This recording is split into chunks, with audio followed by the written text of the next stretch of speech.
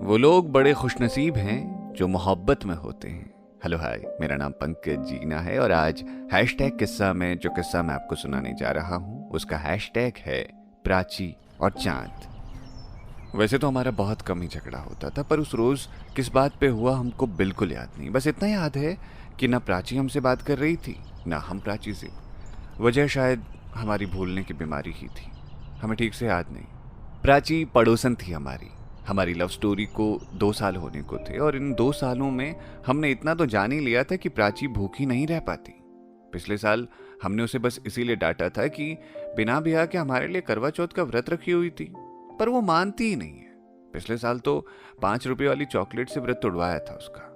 जो लड़की खाए बिना 1 घंटा नहीं रह सकती, उस लड़की के लिए बिन पानी पिए करवा व्रत बर्दाश्त करना मतलब असंभव सी बात थी। वो फ्लपी थी, गोलू मोलू सी, मेरा पर्सनल टेडी बियर। न डाइटिंग का शौक था न हेल्थ कॉन्शियस होने का दिखावा। पर इस साल उससे हमारा झगड़ा हो गया था। नवंबर लास्ट की भयंकर सर्दी और ये करवा चौथ का व्रत, कहर था साहब, कहर। हमने कह दिया व्रत मत रखना, लेकिन वो समझे तब तो।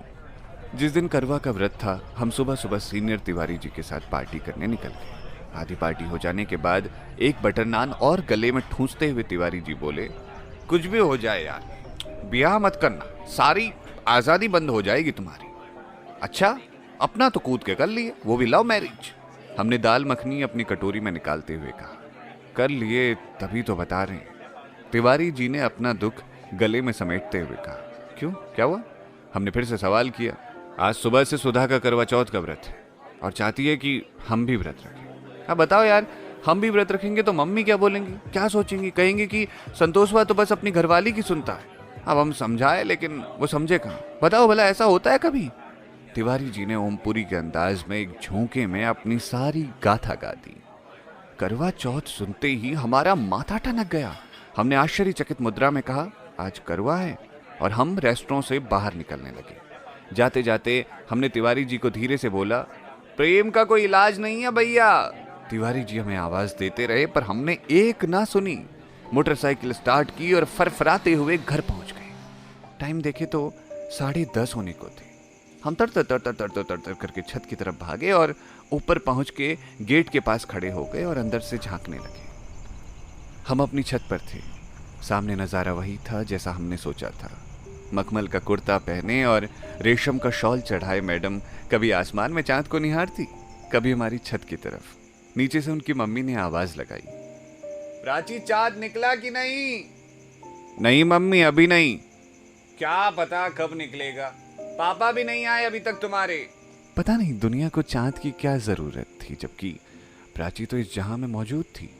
प्राची बार बार आसमान में देखती और फिर बार बार मेरी छत के गेट पे। कुछ देर हम उसे खुद का इंतजार करते हुए निहारते रहे और फिर हमने गेट खोल ही दिया। प्राची चांद निकला कि नहीं? उसकी मम्मी ने दोबारा से वही सवाल दोहराया। हाँ मम्मी, निकल आया चांद। प्राची ने छत के जाल से एकटक हमको देखते हुए कहा, मेरी प्राची। हमने मुस्कुरा के बुदबुदा के कहा। इतने में आंटी दौड़ते भागते छत पे आ गई। ऊपर देखा तो चांद नदारत था और प्राची की नजरें हमारी छत पे थी। प्राची के सर पे हल्के से हाथ मारते हुए आंटी ने कहा, सुबह से भूखे हैं, 2 बार नहा चुके हैं, जाड़ा लग रहा है और तुम्हें मजाक सूझ रहा है? फिर आंटी ने हमको देखा और कहा, बेटुआ चांद निकलेगा कि नहीं? अरे अभी तो निकला था आंटी, फिर छुप गया। हाँ बेटा, हमको देखते ही छिप गया होगा कहीं, कहकर आंटी वापस नीचे चली गई। प्राची ने हमारी तरफ झूठे गुस्से वाली अदा बिखेरते हुए कहा। हम मुस्कुराए और जेब से एक पैकेट निकाल के उसकी छत पे फेंक दिए। पैकेट खोल के वो जोर से हंसी। पैकेट खोला तो उसमें मीठा पान था। अपने दुपट्टे की आड़ से वो हमको देखी और पान चबाने लगी। हमने दिल पे दोनों हाथ रख के उसके कातिल होने का इशारा किया और वो हूँ करके दोबारा कत्ल करके निकल गई। इतने में हमारा छोटा भाई छत पे आया और बोला, भैया, तिवारी भैया बार बार फोन कर रहे हैं। हम भाग के नीचे पहुंचे, वापस कॉल किया तो तिवारी जी बोले, यार आज तो हम तुम्हारे भरोसे पार्टी करने आए थे और तुम चले गए, पैसा नहीं है हमारे पास, ये सब हमको जाने नहीं दे रहे और वहां सुधा बेचारी भूखी प्यासी मेरा इंतजार कर रही है। सुधा भाभी का नाम ना लेते तिवारी जी तो हम बिल्कुल नहीं जाते, पर भाभी बहुत मानती थी तो हमको जाना पड़ा। हमने मोटरसाइकिल स्टार्ट की और रेस्टोरेंट पहुंच के तिवारी जी की जमानत ली। पीछे बैकग्राउंड में गाना बजे जा रहा था, पान खाए सैया हमारे, और हम मोटरसाइकिल घर की तरफ भगाते हुए चल दिए तिवारी जी के साथ। तो ये था आज का हैशटैग किस्सा, जिसका हैशटैग था प्राची और चांद। सुनते रहिए रेडियो सिटी। मेरा नाम है पंकज जीना।